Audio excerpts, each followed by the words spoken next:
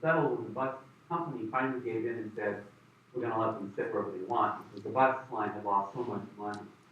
And this came even before the Supreme Court ruled that segregation on buses was illegal. Now, the ruling against segregation on buses did not apply to city buses. Why?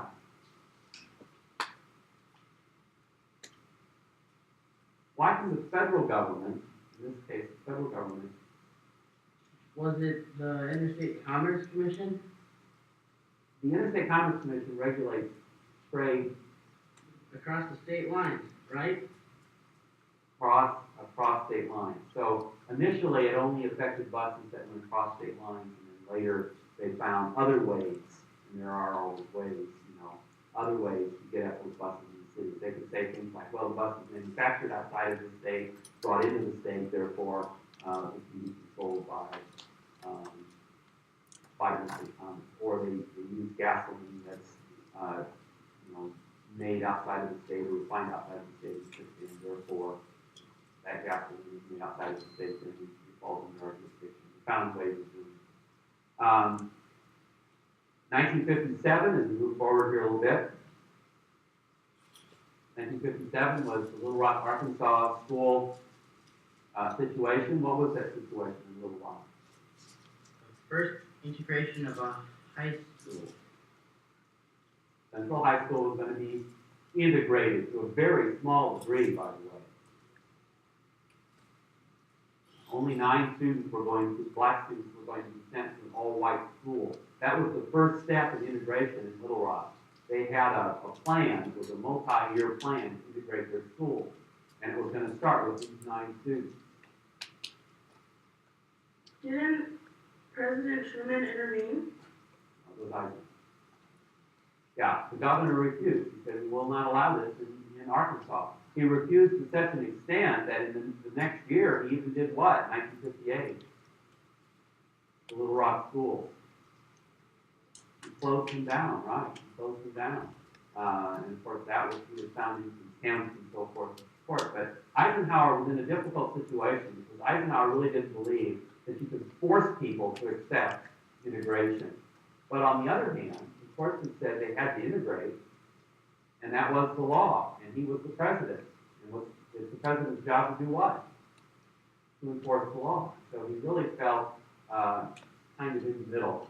And in the end, of course, being the general that he was, the leader that he was, he decided that he had to enforce this law, and the president that was his job. And so he sent in troops. He did so only after several weeks into the semester.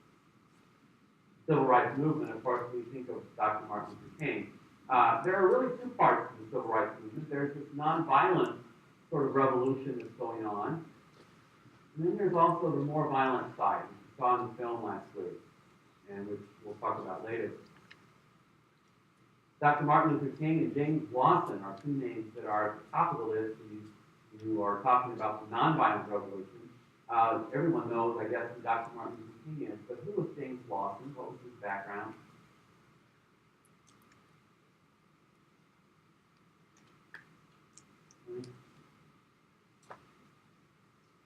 Well, didn't he work in one of the big churches in the South? He was some kind of religious leader. I'm not exactly sure what else he did. Well, he was a minister, just like Dr. Martin Luther King. He was a minister. He was also a missionary. Where had he done his missionary work? In India. In India, right. And in India, of course, he had had opportunity to learn about the nonviolent civil disobedience preached by who?